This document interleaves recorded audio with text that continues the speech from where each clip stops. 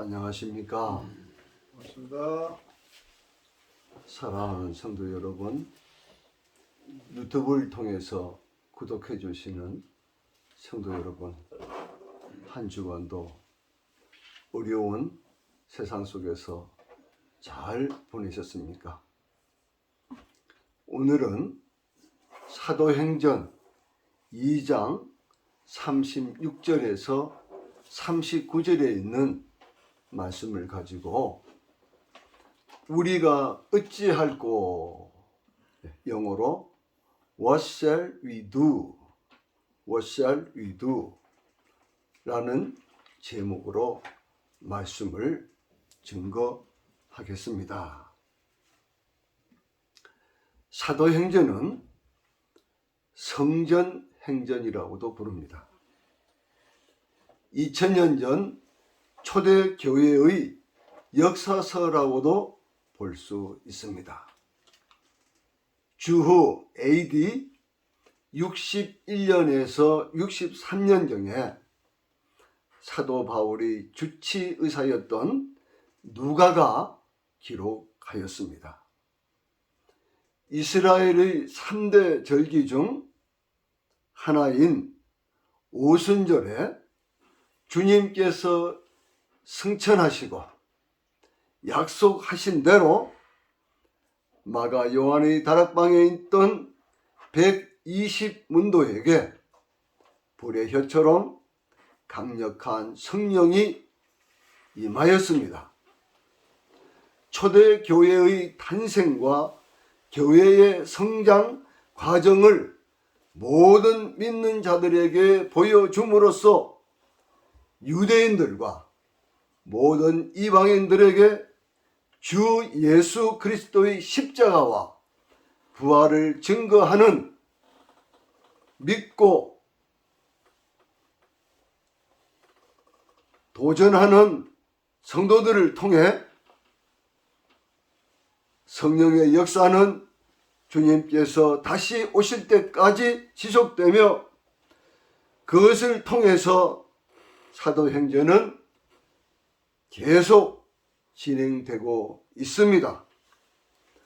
오늘 사도행전 2장 36절에서 39절의 말씀을 중심으로 성령 충만한 베드로의 오순절 설교를 통해서 3,000명의 결신자들이 자기들이 십자가에 죄 없으신 예수 그리스도를 못 박아 죽인 것을 깨닫고 본문 37절에 마음에 찔려 베드로와 다른 사도들에게 형제들아 우리가 어찌할꼬라고 가슴을 치며 통해 자백하고 있습니다. 우리들은 2000년 전에 살지 않았기 때문에 그들과 아무 상관없이 생각할 수 있습니다. 그러나 시대를 초월하여 누구든지 예수 그리스도를 믿지 않는다면 예수 그리스도를 십자가에 못 박아 죽게 한 죄인이란 사실을 알아야 합니다. 왜냐고요? 예수님은 2000년 전이나 앞으로 태어날 모든 인생들의 죄를 용서해 주시기 위해 십자가에 매달려 고난받으시고 죽으셨기 때문입니다. 그 당시 우리가 어찌할꼬 What shall we do? 이 물음은 필사적인 부르짖음입니다. 그들은 자신들의 죄를 깨닫고 애통하면서 사도들에게 도움을 청합니다. 이제 그들은 성령의 지시를 기다리는 겸손한 자세를 가지게 되었습니다. 솔직히 저와 여러분 모두는 예수님 믿기 전에는 내가 삶의 주인이 되어 내 마음대로 육신의 정욕과 안목의 정욕과 이 세상 자랑만 하면서 온갖 크고 작은 죄를 짓고 살아온 마귀의 종으로 아무런 소망도 없이 그저 돈 하면서 살던 죄인들이었습니다. 말할 수 없는 우리 하나님의 은혜로 누군가의 전도를 통해 예수님을 나의 구주로 영접하여 하나님의 자녀가 되는 놀라운 축복을 받았습니다. 베드로의 설교를 듣고 우리가 어찌할꼬 What shall you do? 물었을 때 오늘 본문 38절에 너희가 회개하여 각각 예수 그리스도의 이름으로 침례를 받고 제사함을 받으라. 그리하면 성령의 선물을 받으리니 39절에 이 약속은 너희와 너희 자녀와 모든 먼데 사람 곧 주 우리 하나님이 얼마든지 부르시는 자들에게 하신 것이라. 이 말씀 속에 위대한 우리 하나님의 구원의 섭리가 명확하게 선포되고 있습니다. 첫째로 나는 죄인이라고 하나님 앞에서 철저히 자백해야 합니다. 회개가 무엇입니까? 가슴을 치고 눈물을 흘리며 뉘우치는 것으로 끝나는 것이 아닙니다. 나의 잘못된 행실을 끊고 고쳐서 새로운 삶을 살아가는 것입니다. 둘째로 좋은 교회에 입교하여 하나님이 어떤 분이신지 공부를 한 다음 예수 그리스도의 이름으로 침례를 받고 제사함을 받아야 합니다. 침례 또는 세례란 무엇입니까? 예수 그리스도와 함께 죽고 새 사람으로 부활하는 것을 온몸으로 직접 체험하는 거룩한 예식이 바로 침례요 세례인 것입니다.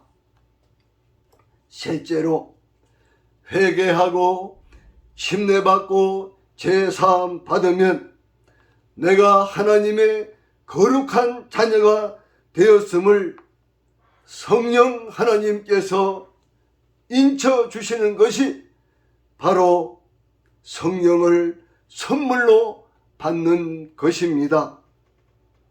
마지막 네 번째로 2000년 전 이스라엘 예루살렘에서 120명의 제자들에게 임했던 성령 세례가 우리 예수님이 재림하실 때까지 복음이 온 세상에 전파되어 하나님의 택한 자녀들이 예수님을 주로 믿고 회개하고 침례받고 제사함 받아 성령을 선물로 받게 되어 하나님의 자녀로 거듭나는 구원의 놀라운 역사가 불처럼 일어난다는 사실입니다.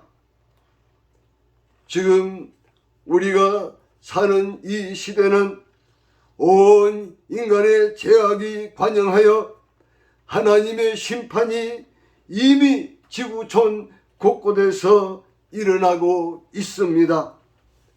3년 넘게 코로나 온역은 아직도 계속되고 있고 우크라이나와 러시아의 1년 8개월이 넘는 전쟁은 아직도 끝이 나지 않고 있습니다.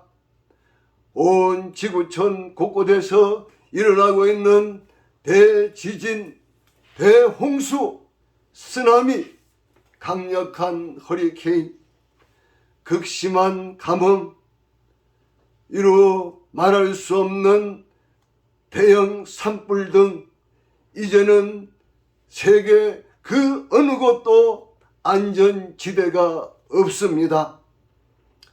지난 10월 7일 일어난 팔레스타인 하마스 무장단체가 이스라엘을 기습 공격하여 양측의 사상자가 수천 명에 이르고, 이로 인하여 이스라엘과 미국을 비롯해서 중동 이슬람 세력 간의 전쟁이 크게 확산될 수 있는 큰 위기를 맞이하였습니다. 사랑하는 여러분, 이스라엘 나라는 지금으로부터 약 3800년 전 하나님이 고대 바벨론의 성읍인 우상도시 갈대아 우르에 살던 아브라함을 불러내시어서 약속하신 가나안 땅, 오늘날 팔레스타인 지역으로 살게 하시고 언약하심으로써 이스라엘의 원 역사는 시작되었습니다. 지금 중동의 많은 이슬람 국가들이 힘을 합쳐 이스라엘을 완전히 무너뜨리려고 하지만 그런 일은 결코 일어날 수 없습니다. 왜냐고요? 이스라엘 민족은 우리 하나님께서 특별히 구별하여 선택한 나라입니다. 성경의 처음 시작하는 창세기 12장 1절과 3절에는 이렇게 기록되어 있습니다. 여호와께서 아브라함에게 이르시되 너는 너의 고향과 친척과 아버지의 집을 떠나 내가 내게 보여줄 땅으로 가라. 2절 내가 너로 큰 민족을 이루고 내게 복을 주어 내 이름을 창대하게 하리니 너는 복이 될지라.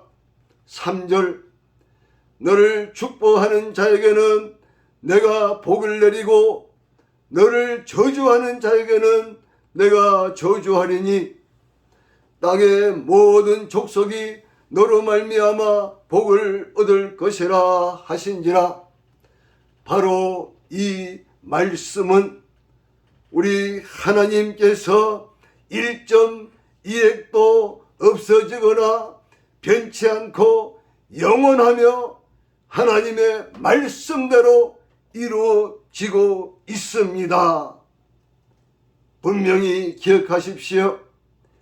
이스라엘 민족을 축복하는 민족은 하나님께서 복을 내리고 이스라엘 민족을 저주하는 자에게는 하나님께서 저주하신다는 사실을 기억하시기 바랍니다. 그러므로 하나님을 경외하며 예수 그리스도를 주님으로 믿은 우리 성도님들은 결코 두려워하지 마십시오. God has everything under control. 하나님께서 모든 것을 다스리십니다. God has everything under control. 하나님께서 모든 것을 다스리십니다. 우리는 2000년 전 예수님이 제자들 앞에서 외쳤던 우리가 어찌할꼬 What shall we do? 오늘 또 거룩하신 주님 앞에서 나 자신의 죄를 깨닫고 애통하면서 내가 서 있는 자리에서 땅끝까지 예수 그리스도의 증인으로 살아가는 성도가 되시기를 예수님의 이름으로 축원합니다. 예수님을 구주로 믿고 거듭나면 영원히 구원받아 몸과 마음이 건강해지며 행복한 삶을 영원히 누릴 수 있습니다. 사도행전 4장 12절에는 예수 밖에는 다른 어떤 이에게서도 구원은 없습니다.